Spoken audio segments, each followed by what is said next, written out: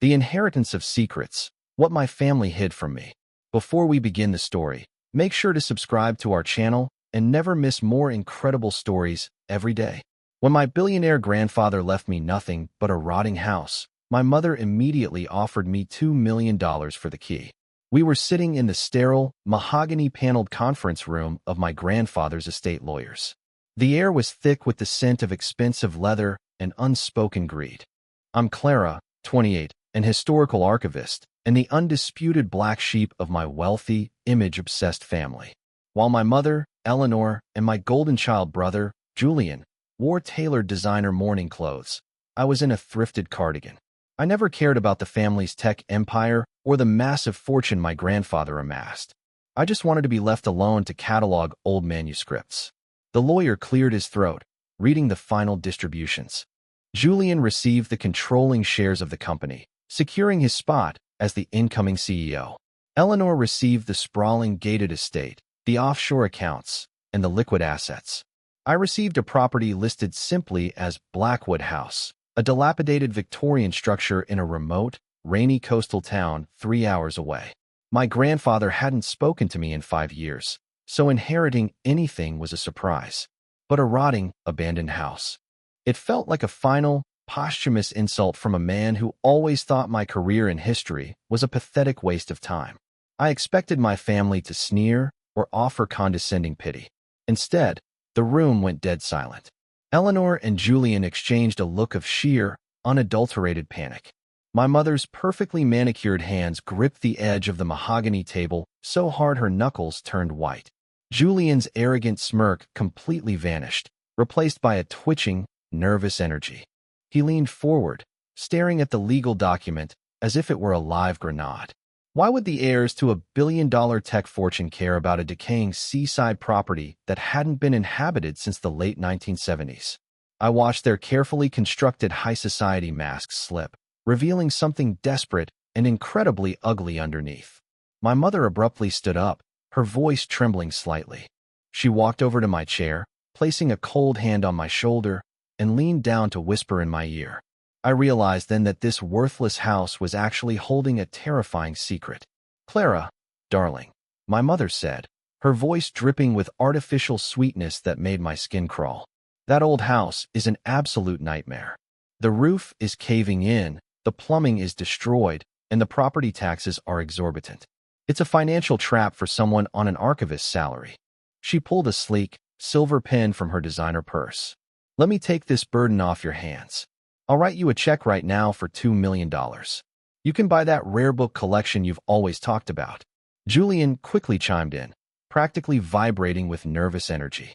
"Yeah, Clara, Mom is being generous. The land isn't even worth $500,000. Just sign the deed over to us and walk away. You don't ever have to go out there." Their desperation was intoxicating, but mostly, it was deeply alarming. My family never offered me anything without a brutal string attached. $2 million for a toxic asset? It made zero logical sense. I looked at the lawyer, who remained entirely impassive, then back at my mother. Her eyes were wide, pleading, but there was a sharp, threatening edge behind them. "If it's such a burden," I asked slowly, "why do you want it so badly?" Julian scoffed, aggressively running a hand through his expensive haircut. "We just want to bulldoze the eyesore and sell the lot. It's business, Clara. Don't overthink it." But I was an archivist. My entire life was dedicated to overthinking the past, analyzing forgotten details, and uncovering buried truths. I slowly slid the property deed toward me and folded it into my bag. "I think I'll hold on to it for a bit," I said, standing up. "Maybe I'll go check it out this weekend." The temperature in the room instantly plummeted. Eleanor's fake smile vanished, replaced by a cold, venomous glare that sent shivers down my spine. "You have no idea what you are dealing with, Clara," she warned softly. I walked out of the law office, my heart pounding in my chest. I knew I had to get to that Victorian house before they tried to. The drive to Blackwood House was a miserable 3-hour crawl through torrential coastal rain. The town was a dying fishing village, and the property itself sat isolated on a jagged cliff overlooking the gray, churning ocean. The Victorian house was a massive, looming shadow against the stormy sky, its paint peeling like dead skin and its windows caked in decades of grime. It looked exactly like a haunted house from a cheap horror movie.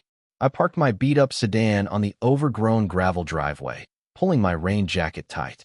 As I approached the heavy oak front door, my stomach dropped. The rusty padlock had been violently smashed with a heavy tool, and the wood around the deadbolt was splintered. Someone had been here recently. Someone desperate. I pushed the door open, the hinges screaming in protest. The inside smelled like rotting wood, damp earth, and trapped time. Furniture was draped in yellowed sheets, covered in a thick layer of undisturbed dust. Except, it wasn't undisturbed. There were fresh footprints tracking through the grime in the foyer. The path led directly to my grandfather's old ground-floor study.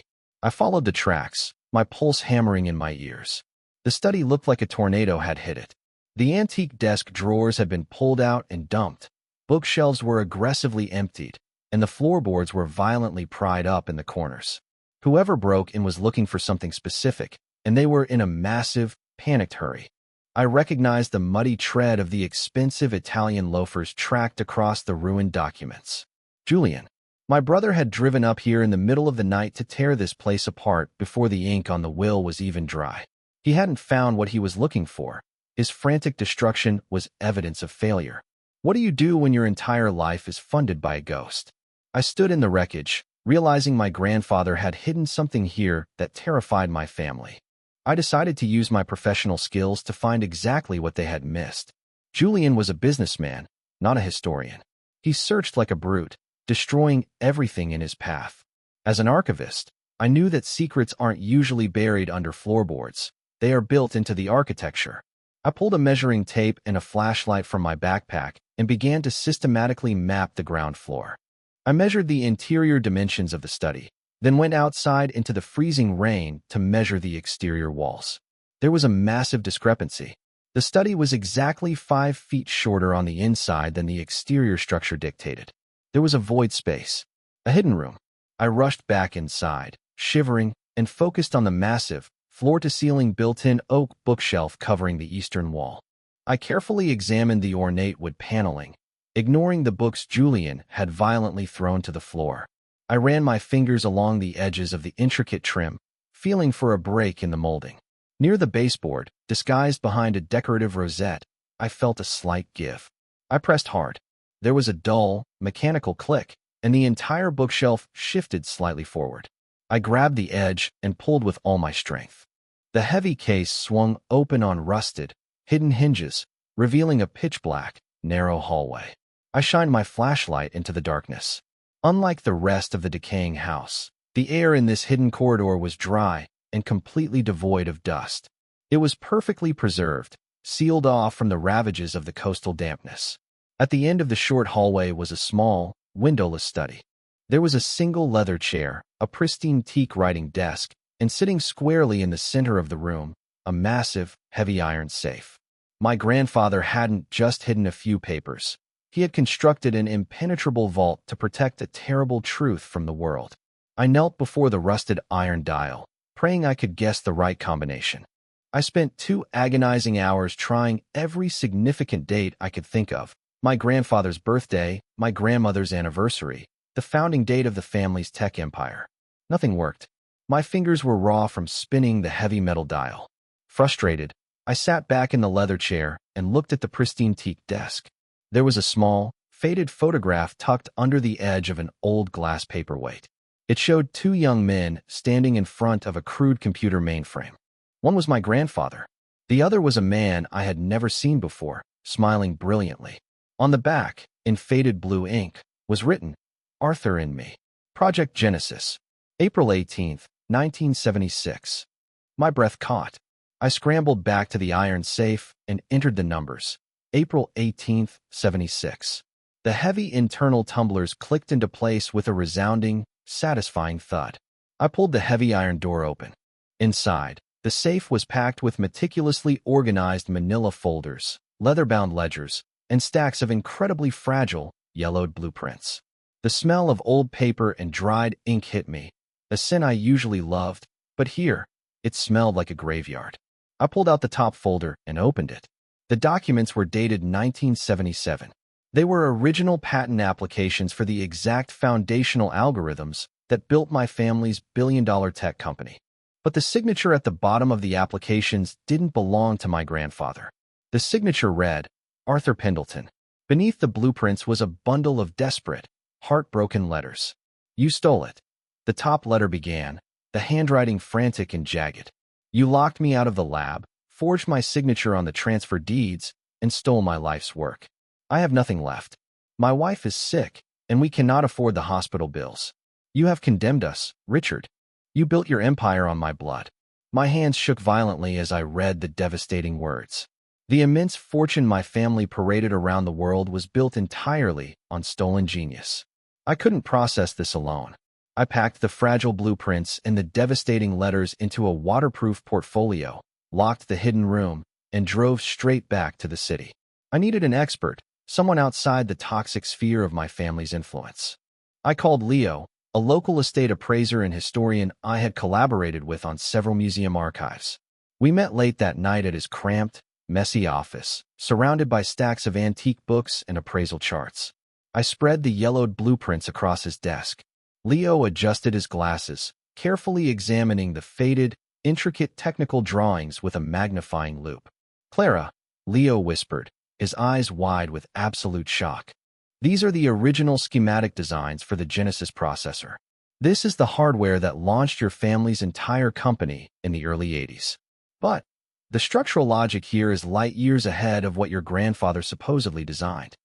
He pointed to the specific routing arrays, the ink faded but undeniably brilliant. History says your grandfather had a sudden, solo stroke of genius in his garage. But this proves the core architecture was drafted 3 years before he supposedly invented it.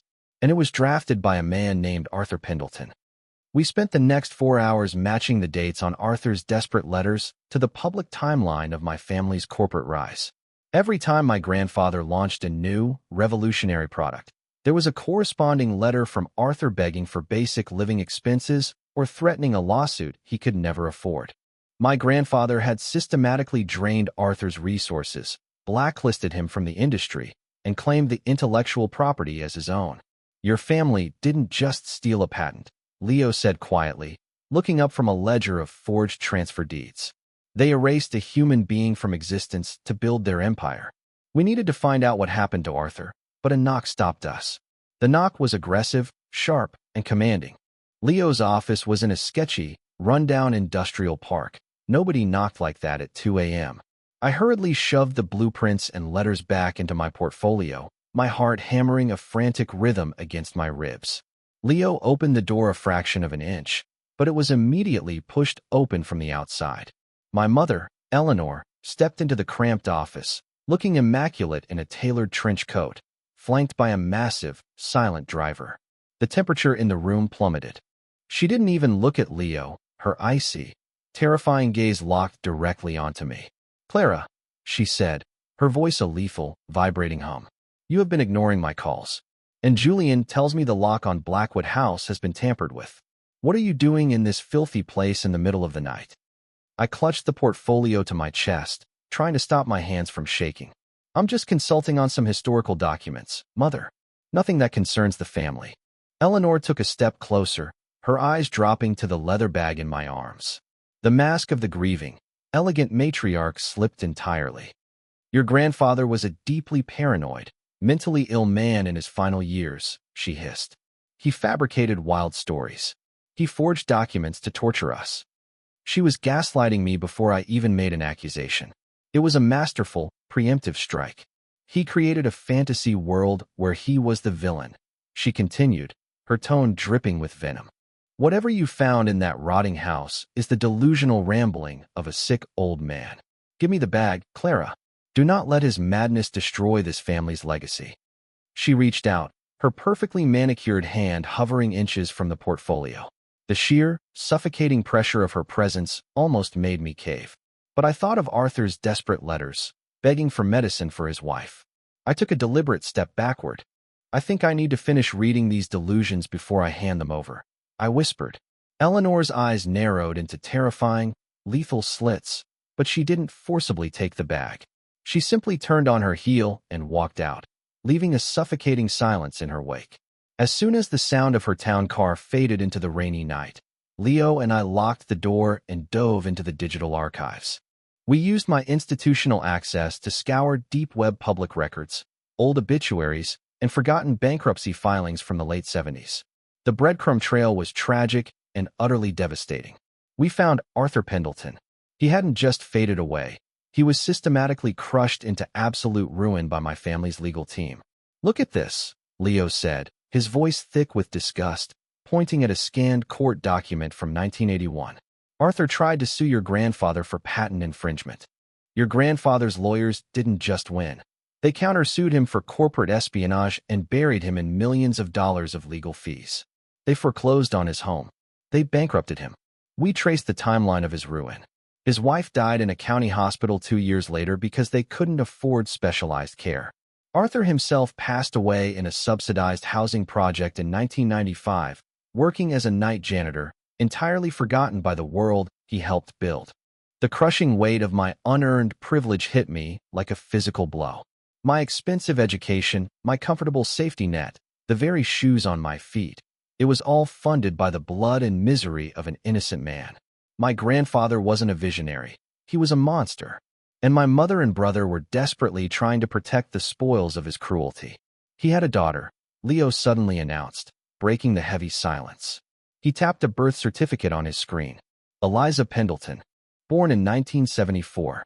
If she's still alive, she is the rightful heir to the foundation of your family's entire empire.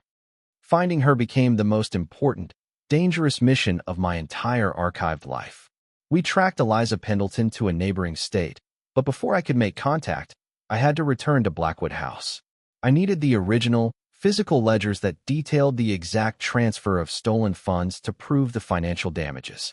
I drove up the coast the next morning, the sky gray and oppressive. When I walked into the gloomy foyer, I immediately smelled expensive cologne. Before I could turn around, a heavy hand grabbed my shoulder and slammed me hard against the dusty oak wall. Julian stood over me, his face twisted in a mask of pure, ugly rage. "Where are they?" he screamed, his spittle hitting my cheek. He had completely lost his polished, corporate composure. "Mom said you took a portfolio from the hidden room. Give it to me, Clara. You are not going to ruin my life. I am the CEO now." I struggled against his grip, my heart pounding frantically in my chest. "You knew," I yelled back, shoving him away with all my strength. "You and Mom knew the whole time. Grandfather stole the company from Arthur Pendleton." Julian let out a bitter, psychotic laugh, pacing the dusty floorboards and kicking a sheet-covered chair. "Of course we knew. The old man confessed to Mom years ago when the guilt started eating his rotting brain." Julian pointed a shaking, aggressive finger at me. "Arthur was a weak, pathetic nerd who didn't know how to monetize his own ideas. Grandfather built the empire. We built the wealth. You think I'm going to let you hand my billion-dollar company over to some trailer trash descendant because of a 40-year-old technicality? I will destroy you first." He lunged at me again, trying to violently grab my bag. I dodged him, sprinting toward the heavy front door. I realized with absolute, terrifying clarity that my brother would physically harm me to protect his unearned throne. The rot in my family didn't start with my grandfather. It had infected our bloodline completely. I slammed the door behind me, knowing I had to destroy my own family. With the ledgers safely in my trunk, Leo and I drove 4 hours across the state line to a bleak, working-class suburb. Eliza Pendleton, Arthur's only living daughter, lived in a cramped, faded apartment complex that smelled of cheap laundry detergent and old cooking oil. When she opened the door, the resemblance to the man in the vintage photograph was heartbreaking. She looked utterly exhausted, wearing faded scrubs from a double shift at a local nursing home. I introduced myself as an archivist looking into her father's history. She invited us in with a wary, tired kindness, offering us water in chipped plastic cups.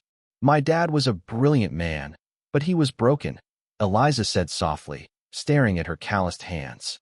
"He always told me he built something amazing, something that changed the world. But he said a bad man took it away. I always thought it was just the rambling of a depressed, sick guy trying to make himself feel important. We barely had enough money to keep the lights on." Every word she spoke felt like a dagger twisting in my gut.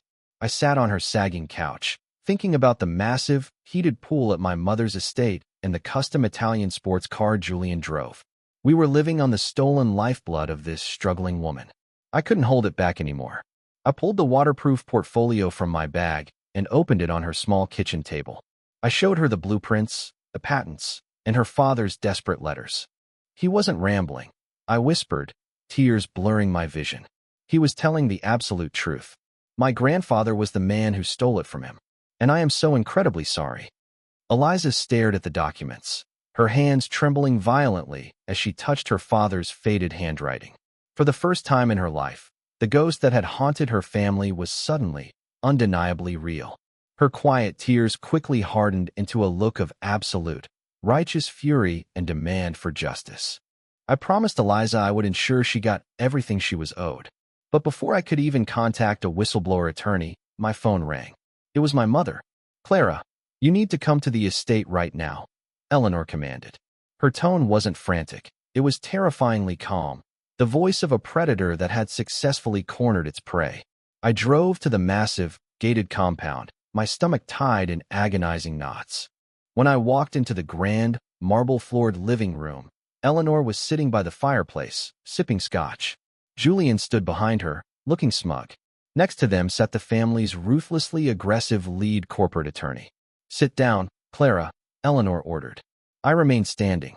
"We know you found the Pendleton girl," the lawyer stated flatly, adjusting his expensive glasses. "And we know you have a collection of forged, highly damaging documents." Eleanor placed her crystal glass on the table with a sharp clink. "Here is what is going to happen, Clara. You are going to bring every single piece of paper you found in that rotting house and burn it in this fireplace. If you refuse, we will freeze your trust fund. We will tie you up in defamation lawsuits for the next 30 years until you are bankrupt." She stood up, her eyes blazing with cold, calculating malice. "I will personally call the director of your institute and ensure you are blacklisted from every archival job in the country. You will be penniless, unemployable, and destroyed. You will not burn down my empire for the sake of some misplaced, pathetic morality." The threat was absolute. They had the billions of dollars required to crush me and Eliza like bugs on a windshield. If I fought them in court, they would drag it out until we both starved. I looked at the fire burning in the hearth, realizing I couldn't win a direct, conventional war against monsters. I lowered my head, faking a defeated sigh, and decided to set a lethal trap. "Okay," I whispered, letting my shoulders slump to perfectly mimic the posture of a broken, defeated woman. "You win. I can't fight you and the lawyers. I don't want to lose my career." Julian let out a loud, arrogant bark of laughter, running a hand through his hair. "I knew you were all talk, Clara. You're just as cowardly as the old man." Eleanor smiled, a terrifying, triumphant stretching of her lips. "I am glad you finally understand how the real world works, darling. Bring the documents here tomorrow morning. We will dispose of them together as a family." I shook my head slowly, injecting just enough fake bitterness into my voice to make it believable. "No, if I have to surrender, I want to do it on my terms. I will bring the portfolio to the Vanguard charity gala tomorrow night. I'll hand it directly to Julian in his private suite before he makes his big inaugural speech as the new CEO. I want to see his face when I give up."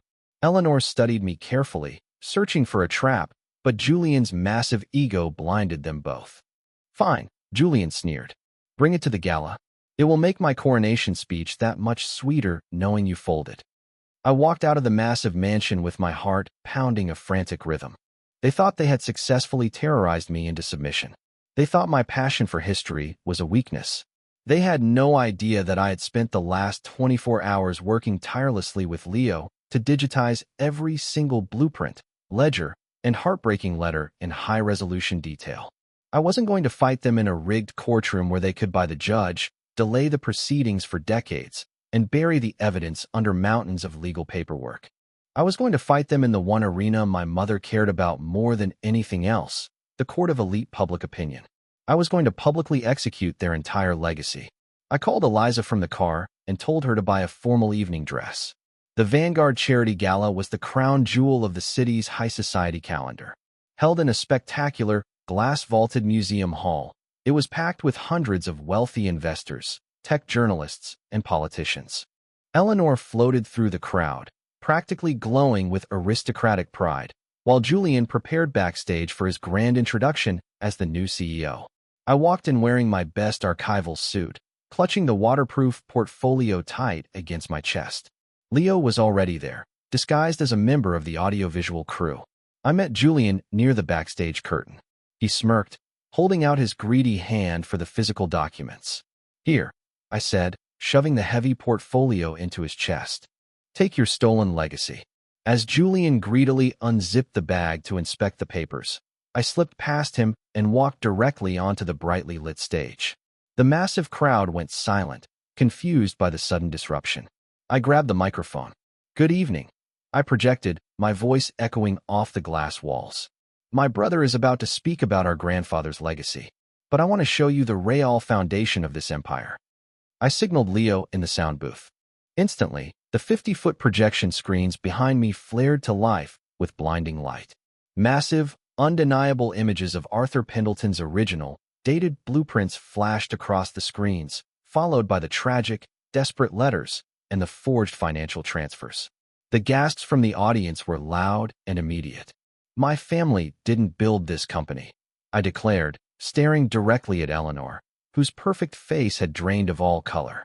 "They stole it from a brilliant man named Arthur Pendleton and left him to die in poverty." The ballroom erupted into absolute, deafening chaos.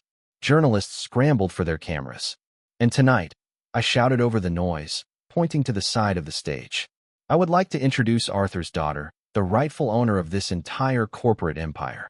Eliza walked out onto the stage, trembling but holding her head high. The camera flashes were blinding, capturing the exact moment the dynasty crumbled. Julian sprinted onto the stage, his face purple with rage, screaming at the technicians to cut the power, but it was too late. The digitized documents had already been emailed to every major news outlet and financial regulator in the country simultaneously. Investors in the audience were literally running for the exits, desperately pulling out their phones to dump their shares before the market opened on Monday. Eleanor stood frozen in the center of the ballroom, her perfect, untouchable social empire shattering into a million irreparable pieces. The aftermath was swift and completely catastrophic for my family. The SEC and federal authorities launched a massive, immediate investigation into the forged patents and generational fraud. Julian was ousted as CEO within 48 hours as the board desperately tried to salvage the sinking ship. Eleanor was publicly disgraced, ostracized from every elite circle she had spent her life cultivating. She became a pariah overnight, trapped in her massive, empty mansion. The corporate lawyers who had threatened me were suddenly fighting for their own licenses to practice law. The company's stock plummeted into absolute freefall. Eliza, backed by a swarm of high-profile, pro bono whistleblower attorneys who smelled blood in the water, launched a devastating civil suit. Because the foundational patents were proven to be stolen, the legal momentum was entirely on her side. She was poised to strip my family of everything they owned. I didn't stay to watch the corporate vultures pick the bones clean. I handed over my keys to the lawyer, signed away any claim to the remaining tainted assets, and walked away from the wreckage. I packed my bags, got in my car, and left the city forever, feeling completely free. It has been 2 years since I burned my family's empire to the ground at the Vanguard Charity Gala. There was no magical, happy reconciliation. Eleanor hasn't spoken a single word to me since that night, and Julian is currently drowning in a massive sea of corporate litigation and potential criminal fraud charges. I don't miss them. You cannot mourn the loss of a family that only valued you for your silence.